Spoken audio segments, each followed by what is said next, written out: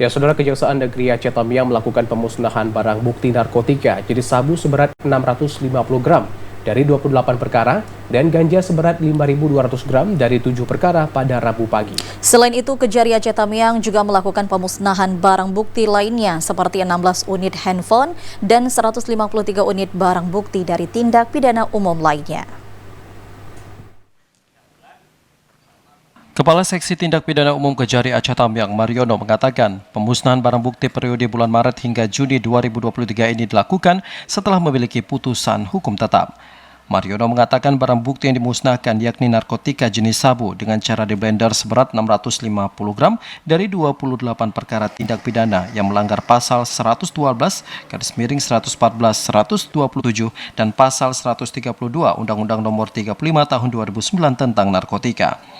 Sementara barang bukti ganja dimusnahkan dengan cara dibakar seberat 5.200 gram dari 7 perkara tindak pidana yang melanggar pasal 111, 112, 114, 127, dan pasal 132 Undang-Undang Nomor 35 Tahun 2009 tentang narkotika. Selain itu, Kejari Aceh Tamiang juga melakukan pemusnahan 16 unit telepon genggam dengan cara dihancurkan dan dibakar, serta memusnahkan 153 unit barang bukti dari tindak pidana umum lainnya. Hari ini ada 25 perkara narkotika jenis sabu dengan barang bukti yang kita musnahkan 650,02 gram dari 28 perkara dan 7 perkara narkotika jenis ganja dengan berat 5 kilo sekian gram. Dan untuk perkara migas terdiri dari 3 perkara.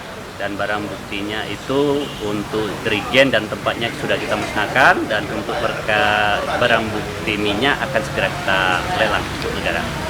Mariono menambahkan pemusnahan barang bukti narkotika dan barang bukti tindak pidana umum lainnya periode bulan Maret hingga Juni 2023 ini dilakukan setelah memperoleh keputusan hukum yang tetap. Dari Aceh Tamiang, Abdul Rozak, TVRI melaporkan.